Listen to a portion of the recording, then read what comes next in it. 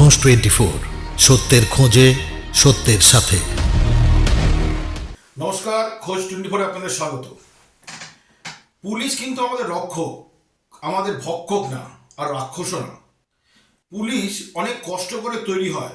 আমি আজকে সেই সব অফিসারদের উদ্দেশ্য করে বলছি, যারা আইপিএস অফিসার হন, তারা কিন্তু সমাজটাকে রক্ষা করার জন্য হন।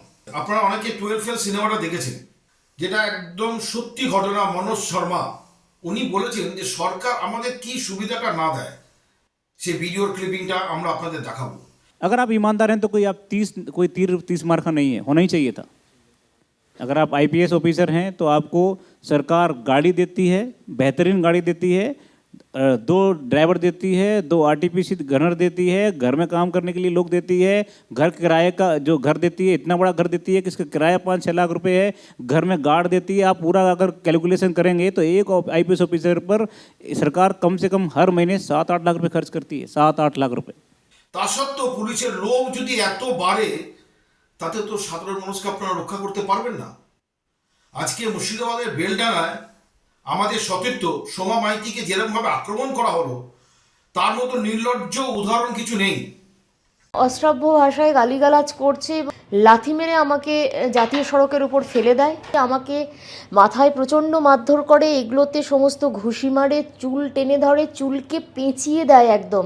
একজন মানুষ যখন দেখছে আমি ছুটতে পারছি না, তখন সে এসে আমার হাতটা ধরে এবং সে বলে তাড়াতাড়ি ছোট, এরা তোমাকে মেরে ফেলবে। টোটোতে কোনোভাবে উনি আমাকে তুলে দেন, টোটো থেকে আবার টেনে হিঁচড়ে নামিয়ে ফেলে।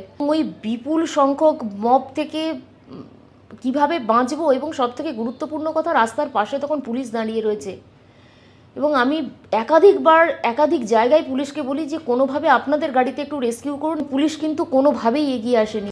আবার সেই পুলিশই জামা স্ট্রিট থানার সামনে, ওখানে একটা পুজো হয় শ্যামাসুন্দরী মায়ের, ওখানে ভিড় জমেছে বলে দিনাম আপনারা লাঠি চালালেন।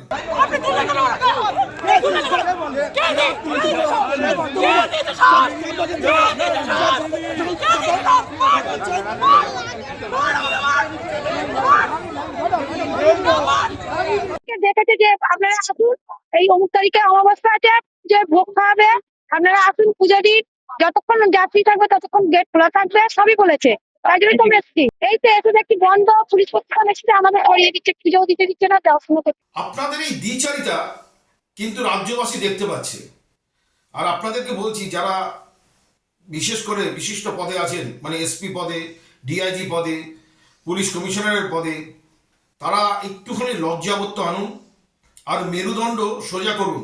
এর আগে ডাক্তাররা কিন্তু আপনাদের একটা মেরুদণ্ড দিয়েছিল যে সোজা রাখার জন্য, আপনারা কিন্তু আবার সেই কাজ করছেন। আর কাদের অঙ্গুলি হিলনে করছেন জানেন?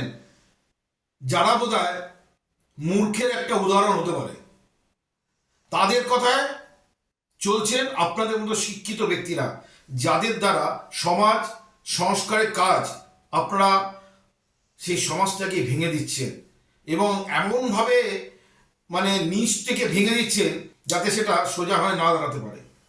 আপনাদের এই দ্বিচারিতা কিন্তু মানুষ মনে রাখছে, মানুষ কিন্তু এর যোগ্য জবাব দেবে। আপনারা মনে রাখবেন, মানুষ ক্ষেপলে কিন্তু তার পরিণতি খুব ভয়াবহ হয়।